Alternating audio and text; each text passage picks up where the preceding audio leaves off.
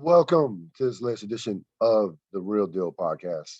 I'm your host, Real Gerald Quinn. This is episode 783 of the Real Deal Podcast on this 1st of September 2021, recording late on a Wednesday night. Well, I mean, not too late, but yeah, a little late, a little late.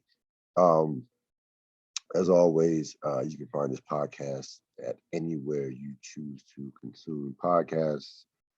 Stitcher, Spotify, Apple, Blog Talk Radio, of course. A busy program, podcast to say the least. We are roughly 8 days away from the opening of the NFL season with, I'm about to say New England. He used to play with New England, Tampa Bay, defending their championship, of course, against them Dallas Cowboys. So that will be September 9th. We'll talk about that when, certainly I will have time and certainly a lot to say on that, but still, 8 days away from that as we approach the NFL season. September 1st is always a momentous day for myself personally. This marks like the 17th, I wouldn't call it an anniversary, but yeah, I guess you can call it. It's technically an anniversary of when I moved down to the DC area back in 2004 on this exact day, Wednesday, September 1st, 2004. Shout out to the late and great, Charles W. Quinn II, who drove me down here, who drove in a Penske truck, and were just destroying some of Aunt Carol's famous fried chicken. I mean, I think we went through about 20 pieces between us while he's driving. So this always it always brings back a fond memory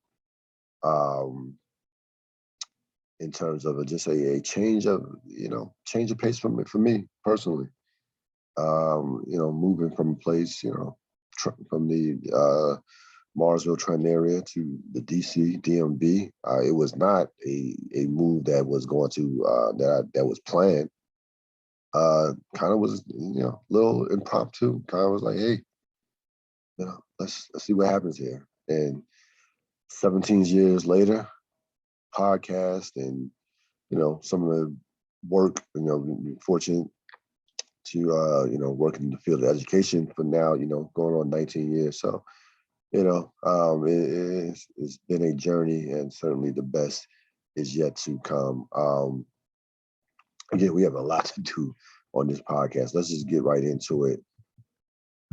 We can move here we go. So, all right, here we go. A little technical situation, but we're going to begin with everybody's favorite topic, good old COVID. The Washington vaccinations and COVID, kind of go hand in hand. The Washington Nationals have decided to let go longtime advisor Bob Boone and a few other employees who frankly just refuse to follow the mandated vaccination protocols, in essence, and there are also a number of employees who are unvaccinated that are right now on unpaid leave and who have basically 2 weeks, have a deadline of 2 weeks, or they're going to get fired themselves. We've seen a number of private companies go this route.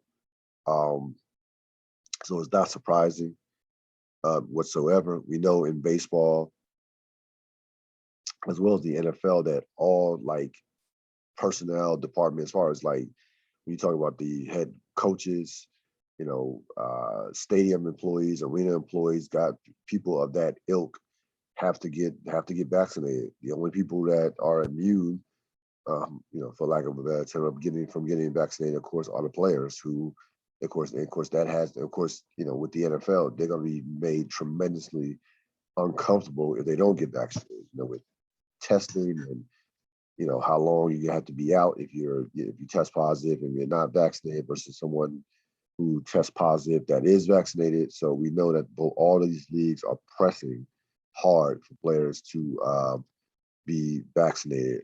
This of course, this topic has been divisive within, not only within sports world, but our country and our world as a whole. I'll say this, and I apologize for not mentioning this in the previous podcast. So maybe I did. I don't think I did, but I recently got the vaccination this past August, early August, or middle. I shouldn't say early August. It was middle August. Got the Moderna shot. We'll be getting the second shot, in another week or so.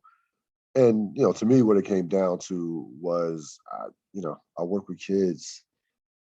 This Delta variant is running rapid, and I've done enough research in terms of doctors. I'm not talking about you, Twitter and Instagram, Instagram doctors or YouTube doctors who don't know shit.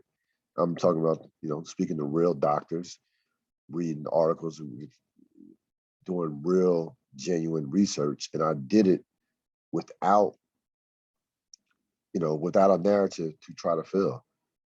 I just really wanted the pure facts, the absolute truth about vaccinations and COVID, in particular about vaccinations and what have you.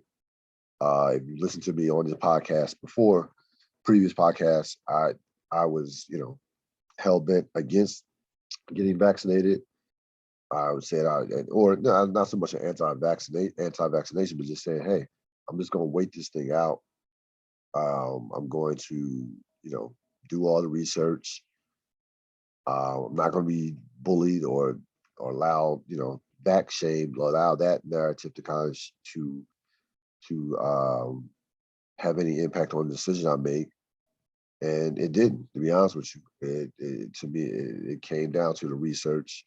It came down to me, I feel like, playing the percentages and going in that direction. Now, with that being said, I'm not on here to say, go get your shot, be safe, protect everybody, don't be selfish. No. Not here to say it at all.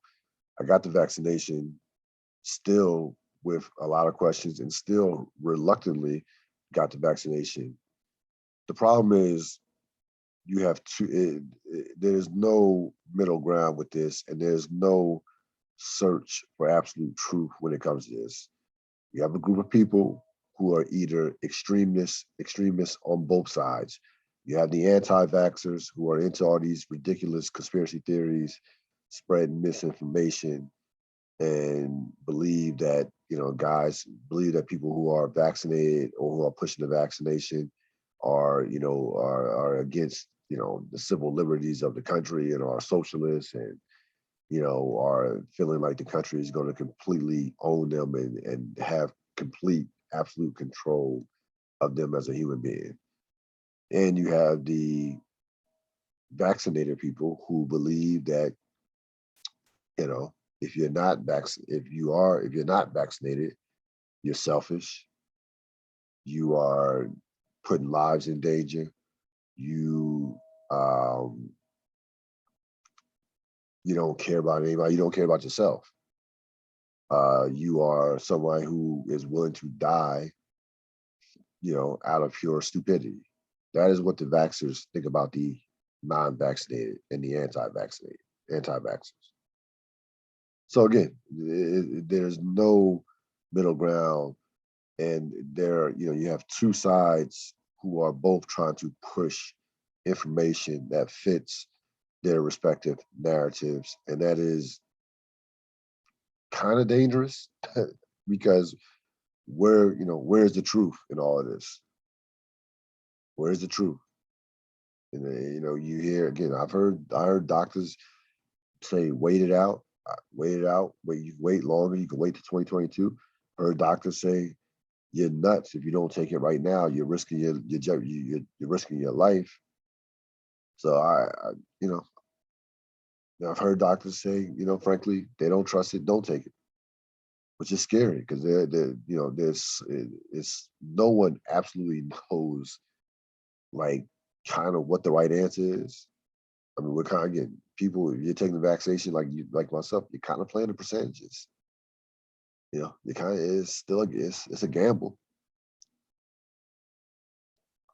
If you're unvaccinated, again, you're taking a gamble being unvaccinated. So I'll say all that to say, don't try to find information that fits your respective narrative. Again, continue to do the research. I do believe that it is a personal decision. I'm not going to back shame anybody. At the same time, you gotta be willing to deal with the consequences of not being vaccinated. And I'm not talking about the medical ones that might happen. I'm just talking about, hey, you might work for a private company or corporation that says you better take it, or, you know what, find a new job. They have the right to do that. These private companies can do that in a heartbeat. So if you're willing to, if you're going to be willing to stand on your principles that hard, you might have to sacrifice. You have to be willing to take those. You have to be willing to take those sacrifices and stand up in terms of stand up for what you believe in. So, this situation in itself. Getting back to this situation is no surprise whatsoever. You see a couple coaches in the NFL, not head coaches, but a couple of assistants, coordinators, go the same route, basically say they're not taking the vaccination, and the organization said, okay, see you later. And we're going to see more of this as the months go as we move further as we get into football season, especially if this Delta variant keeps picking up. And I don't expect I do expect a number of people to, as soon as when the FDA approves the Moderna, I do expect that more people will be vaccinated and will take the vaccination. A lot of people again are you have a group of people that are hell bent against it, regardless of what they're told or regardless of the numbers. But you also have people who, and I was under this camp, as one of my excuses before I came around to taking it, that don't trust it from a standpoint of why, or waiting for it to be fully approved by the FDA. We saw Pfizer now is fully approved, so there's people are still waiting for Moderna and Johnson & Johnson to be fully approved by the FDA. But again, this is going to be an ongoing war of vaccinated versus the unvaccinated. So Kanye West dropped his album on Sunday, which made perfect sense, to be honest with you, considering that, Drake had already announced that he is dropping Certified Lover Boy on Friday. And listen, Kanye, people talk about Kanye's mental health and being bipolar. Kanye knows what time it is. I mean, Kanye,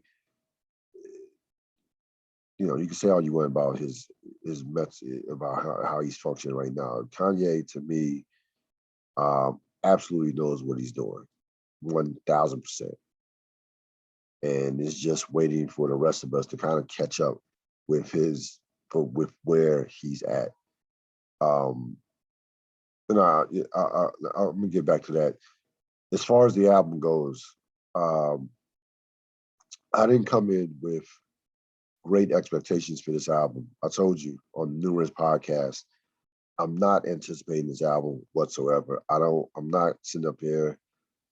The only real reason I found out it dropped because through a text thread. So I wasn't checking Tidal every 5-10 minutes, something like that, in order to see, hey, it's Kanye dropping, Kanye dropping. No, and that's not anti-Kanye. I understand where Kanye is at right now. The days of Kanye being a top MC, those days are gone. Yeah, we're not gonna ever mention him in the conversation with Kendrick Lamar, Drake, people, J. Cole, those guys right now who are currently, killing the game and who are currently at the top, Lil Baby. uh, people of that ilk who are currently at the top of their games and are, regarded as the top MCs in the game. That day is done. And you know what? It's fine. Kanye had his time as a top MC, as a guy who was probably from '04 to 2010 the most important figure in the hip hop culture. Right now, Kanye is still a cultural icon. He's a billionaire.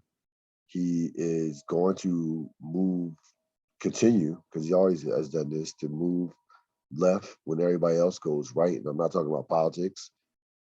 And Kanye is going to do Kanye. This album was 27 tracks. Was it too many tracks? Absolutely. Was it a bad album? No, it was fine. Yeah, it was. I don't know what grade to give it, but it was. It's. He has some tracks on there that are. Production is production. We know that's Kanye's specialty. He's as good as a producer that's ever been. He is on. You could put him on a Mount Rushmore of producers. I just feel like I just don't have my expectation level for Kanye at this point is like, okay. I recognize where he's at in his in life, where he's at in terms of he's going to march to the beat of his own drum. He's going to do everything in his power to, stay in the headlines, to make us talk about him. The thing about Kanye, if you want to be annoyed about Kanye, about one thing is the fact that, for someone who is one of the most famous musicians of the last, 50 years or so, really doesn't need to do some of the stuff he does to draw attention. I mean, he really doesn't need to do that. That's why you'll have a DJ Emily calling him a clown. I don't think he's a clown. I think he's just in a place where, he's clearly not either surrounded by people who are telling him about himself, or clearly he's not listening to those people, and is doing his own thing. But again, if you are surprised by these actions, by this album, then you just haven't been watching Kanye for the last, 5 years or so. Or you have really, you can really go back to even Kanye early on in Kanye's career, before the internet jumped off.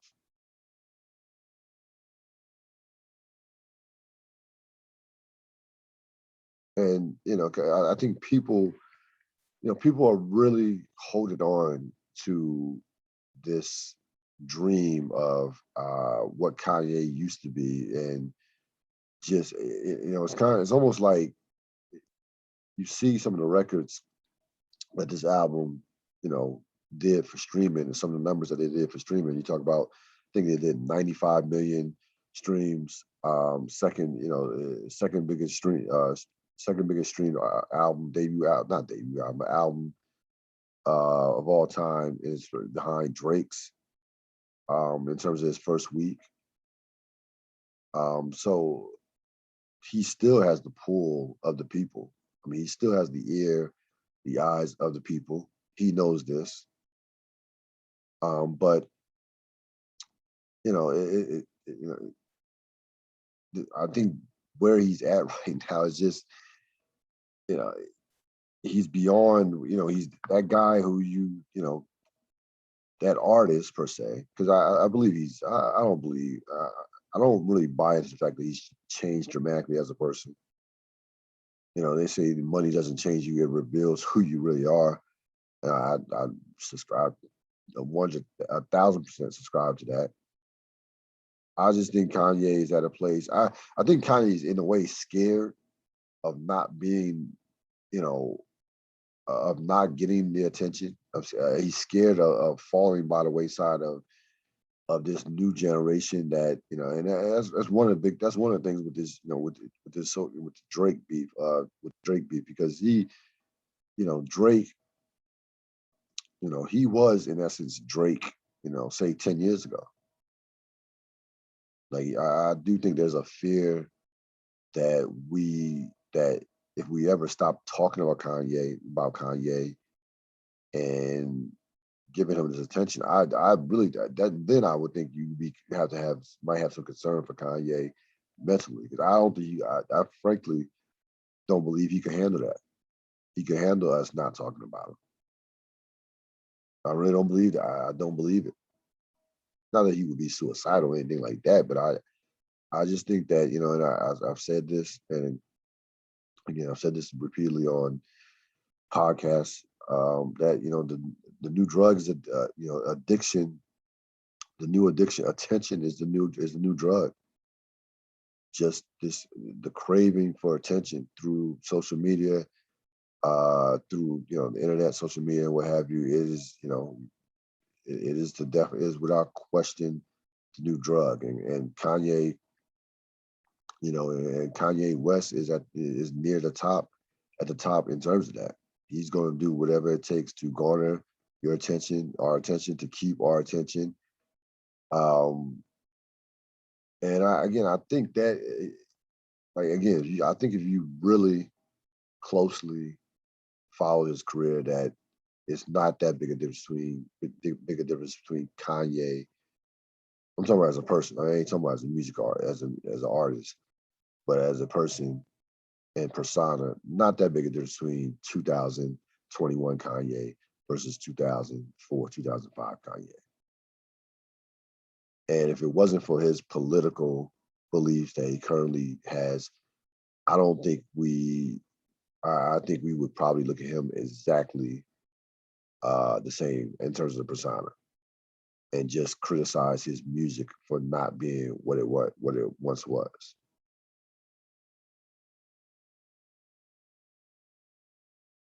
So, listen, the album. I'm fine with the album. I don't. Again, of course, it's not a great album, but it's not terrible. Somewhere in the middle. Is it an album I'm going to be bumping in October, mid-October, early November? No, I don't anticipate it be an album that I'll go and re-listen to. It's not a re-listenable album. No, it's not that. I really haven't, re-listened to any of Kanye's stuff in the last 4 to 5 years. Even though I did like The Life of Pablo. I think that was a very good album. But when I'm re-listening to Kanye West music, it's College Dropout, it's Dark Twisted Fantasy, of course, Graduation, Late Registration. That is apex Kanye West is from a musical standpoint. But again, he has not really dramatically changed as a person as much as people want to make it seem.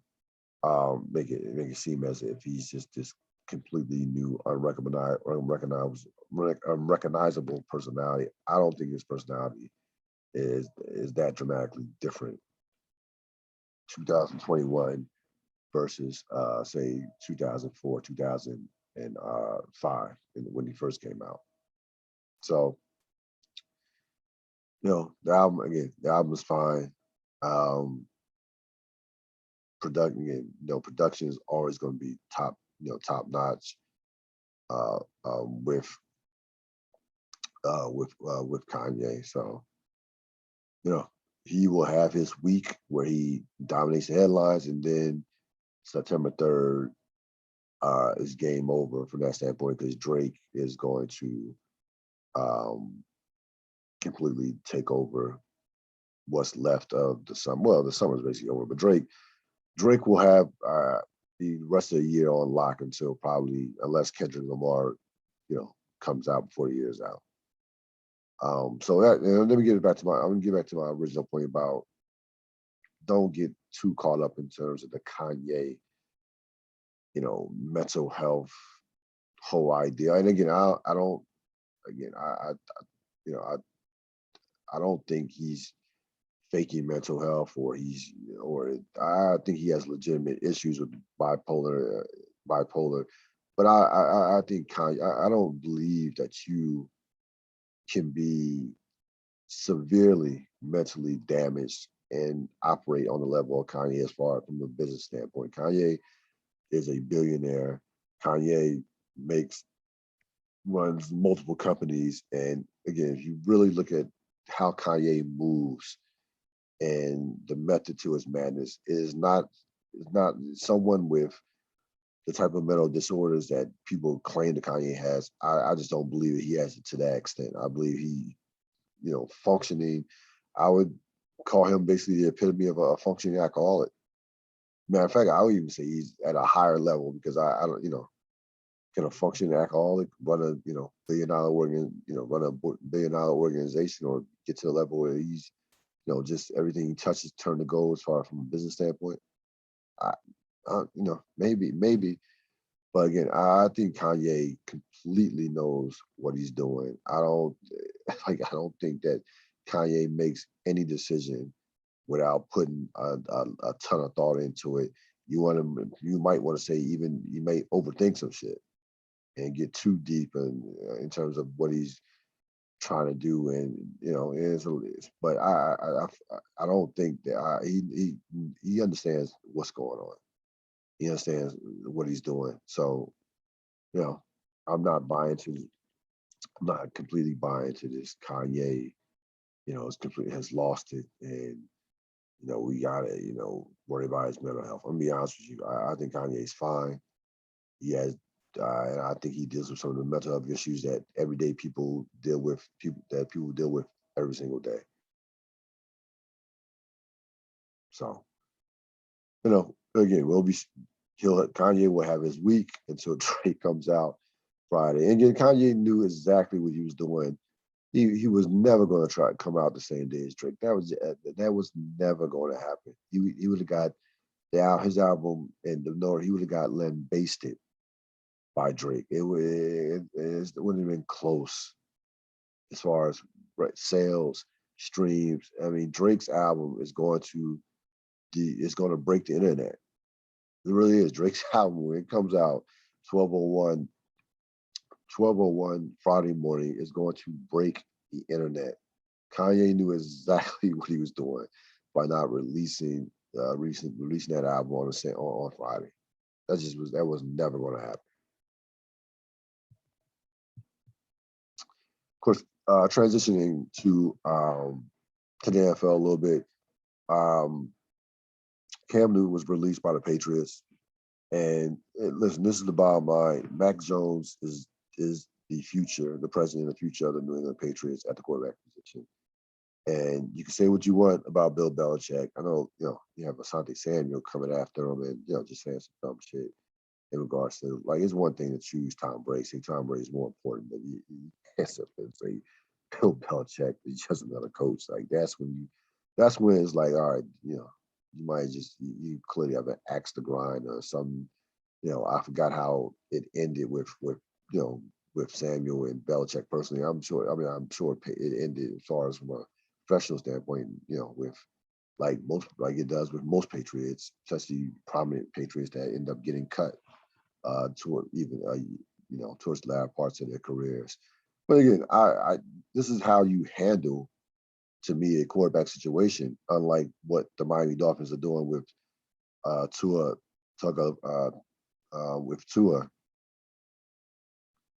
in terms of not basically wanting to go back and forth with him and with the Ryan Fitzpatrick situation.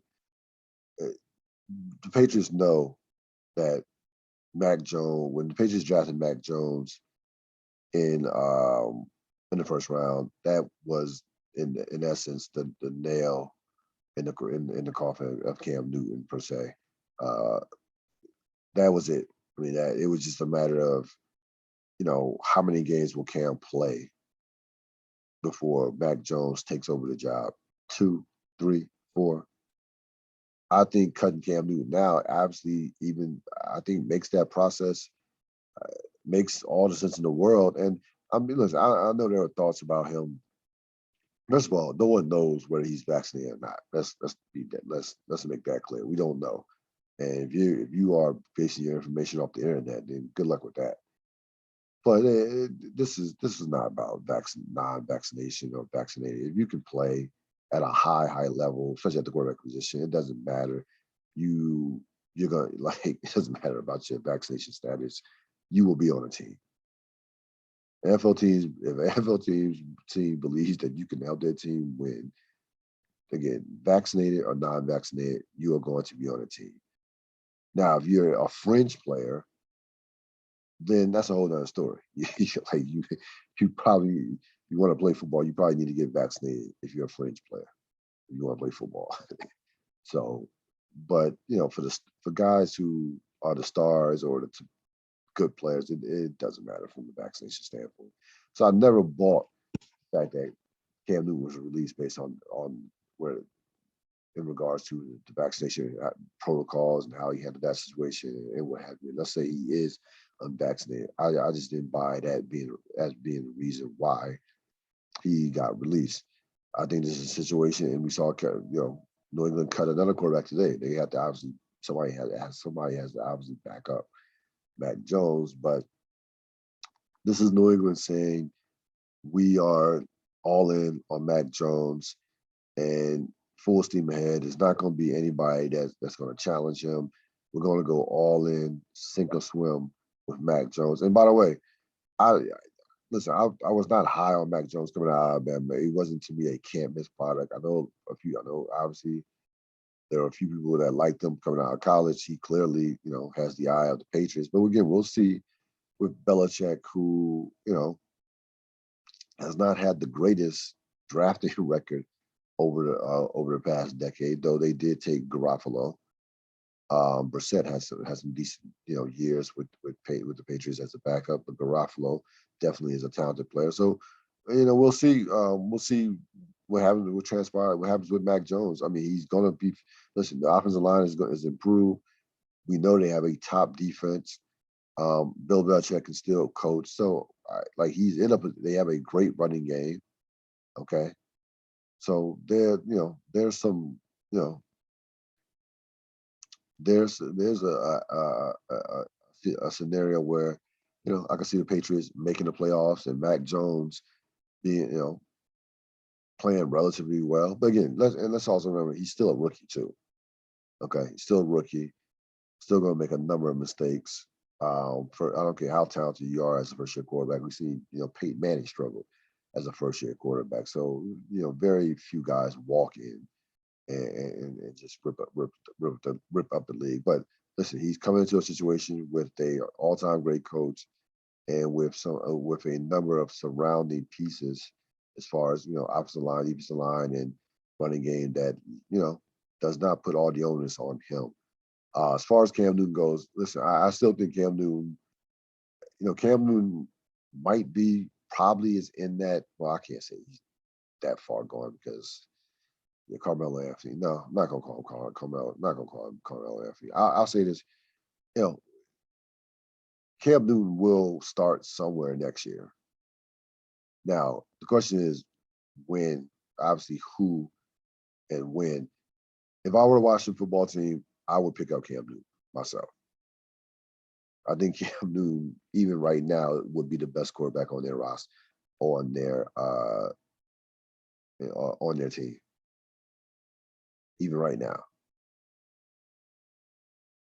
So there's no question to me that not only Cam Newton will end up getting picked up, he will start for somebody before the season's over. He may not be a starter in week 1, but at some time during the season. Because there's just not that many. I mean, quarterback is kind of top heavy. There's certain teams that just don't have quarterbacks. There's some situations that I think Cam Newton could fit with. I think Cam Newton could be a stopgap in about 3 or 4 different situations. He could be a stopgap for Washington. He could be a stopgap you really almost could be a stopgap for the entire NFC East when you think about it. I mean, those, I mean, Washington, Philadelphia, and the Giants, to me, all have quarterback question marks, big quarterback question marks. I'm not sold on Daniel Jones. We know Philly is a dumpster fire right now as far as the quarterback situation goes, and we don't know. Ryan Fitzpatrick is Ryan Fitzpatrick. I know a lot of people have been singing the praises, but I watched enough Ryan Fitzpatrick to know that that's not the guy you want to be counting on if your team is going to try to make a run to the Super Bowl. Like you're not, or he's going to be the future, or is he the future of the franchise? So there are a number of teams that to me are in situations where Cam Newton could be a decent stopgap. There are worse options than Cam Newton. There are, to be perfectly honest with you. So this past weekend, you had the Jake Paul, Tyron Woodley fight. I didn't pay for the fight. Let me just put that out there. And it actually was better than, it actually was better than I thought it was going to be. What you learned out of the fight is, if you didn't notice already, is Jake Paul will, and again, I don't expect him to ever challenge for a title. I don't expect, I think Jake Paul is just not that good, to be perfectly honest with you. Now, is he a legitimate professional boxer? Yeah, but there are some bad, legitimate professional boxers. And I think, Tyron Woodley easily, and again, keep this in mind, Tyron Woodley had never boxed in his life in terms of just straight boxing. As far as this was his first pro fight as a boxer. We know what he's done with the MMA, and the fact that he's 39 years old. Like, he caught Jake Paul with a shot that basically shook Jake Paul, to me, for like almost a round and a half. That if Woodley had any boxing acumen, that he probably could have and should have knocked him out.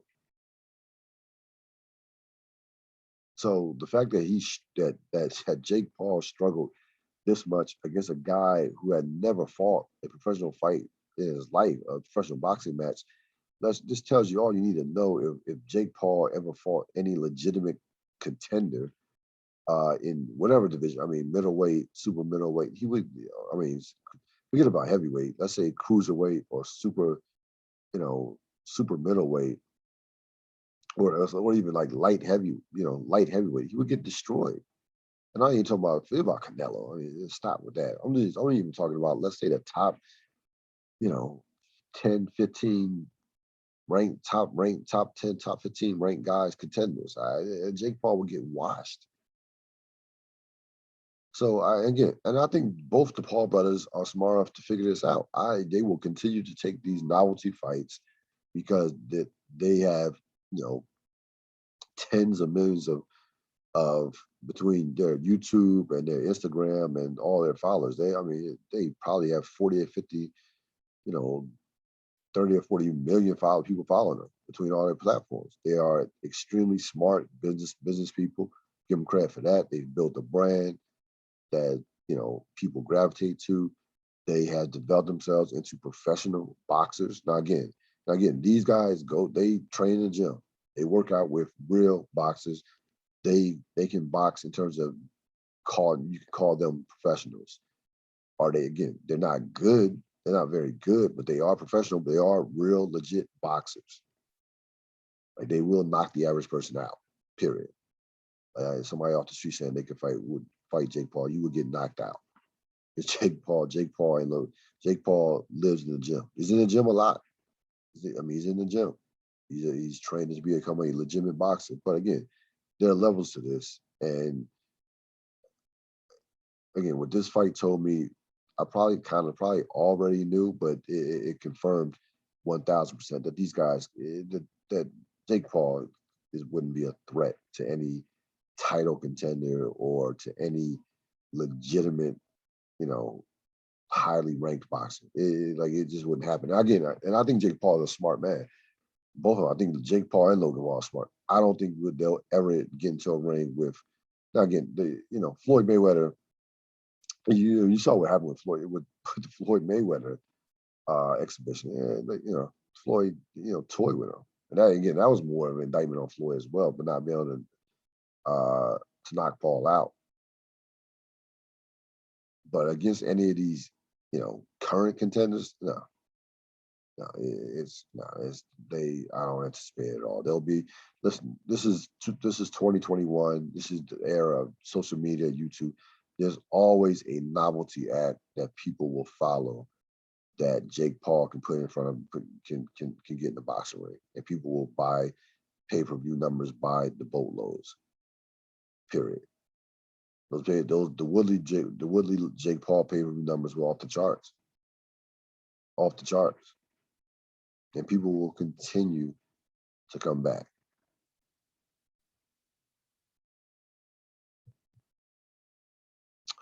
So this is one of the, and I put this link on here for a reason.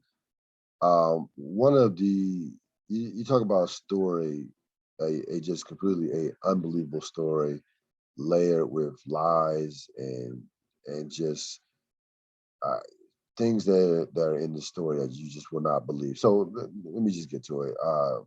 Bishop Sycamore is I can't even call them a real high school. Bishop Sycamore is a football team that played against IMG Academy this past Friday. So IMG Academy, of course, is one of the top football prep programs in the country. They will produce a number of college players that will probably play in the NFL someday. IMG Academy had 9 players ranked in ESPN's top 300. Top 300. So a loaded, probably the number 1 high school program in the country. Again, they're getting players from all over as well, all over the place. So it's they do their own little recruiting from that standpoint. But here's the thing: Bishop Sycamore somehow basically conned their way on getting on national television on an ESPN. ESPN, of course, televises these nationally ranked high school games with all these top programs, De La Salle, DeMatha, and programs of that ilk. So somehow through Paragon marketing and other connections, they go play IMG, get the shit kicked out of them, lose like 58-0 on Sunday. Played the game previously on a Friday, and it's like people during the broadcast is like, where are these? Who is this team? What about their credentials? Some more digging and reporting was done. You found you have a situation where their coaches have warrants and have some obviously shady past dealings in terms of bank fraud and shit like that nature. They have players who are of like 19 and 20 years old who weren't good enough to play college. Got a couple of JUCO players who are playing as high school players. Okay. And it is just, no one knows. There's no physical location of the high school. This supposedly supposed to be located they're supposedly located in the state of Ohio, yet they're not licensed by the state or the charter board. So basically, again, I would encourage you to go read the article yourself by Awful Announcing. But basically, they're being accused of basically being a online operation, that this program is a fraud. This program has been, is run by shady people up and down across the board. But somehow they found their way on ESPN playing against the top ranked football team, high school football team in the country. If this is not a definition of a 2021 story, I don't know what is. I really don't know what is. How, you could just basically lie your way into anything, or con your way into anything, or take advantage of, of a systematic, flaw in terms of a lot of these high school teams, top high school teams, have a hard time scheduling non-conference opponents. So again, Bishop Sycamore, again, not an official school, um, just being run by basically a bunch of criminals. And I don't feel sorry for the players because these players are not kids. A number of their players, if you read the reports, are basically grown men playing against high school players and and still getting their asses kicked because they're playing against high school players that will be in some of them will be in the NFL someday, and most of them are legit D1 top level, Alabama, Georgia, Notre Dame, that level type players. So I don't, again, with that being said, I still don't feel sorry for these are not kids. A lot of these players on this particular team were grown adults. So I know a lot of people were trying to be sympathetic because they got the shit kicked out of them, and because their roster is only 35, they only have 35 players. A lot of these players were played basically 2 games in a weekend, playing two-way football, and then switching their jerseys, switching jerseys during the course of the game or in between games. So this is if this would have happened 5-10 years ago, I probably would not have believed it. This happens 10 years ago, I'm like, poor. I would have to something be like it would have to come from a investigative Pulitzer prize winning type writers for me to believe something like this could occur. But again, in 2021, this is absolutely par of course in 2021. Again, a unbelievable story to say the least. Now, of course, as usual, ESPN comes off as wasn't our fault. This we don't book the games and so on and so on. But which is true. But even with that said, it is still not a good look for ESPN, which has already had a tumultuous year as is with all the stuff that they've dealt with over the course of the past calendar year. So check out this article. Again, you had a high school football team with no physical building. No one knows if players are go to class. No one knows anything about this program. They one of the physical addresses turned out to be a athletic complex. It actually definitely was not a high school. Again, just lie. You just a layer. I mean, a layer of lies upon lies upon lies. A couple of real thoughts before we probably let you go. Sha'Carri Richardson, of course, cannot stay out the headlines if her life depended on it.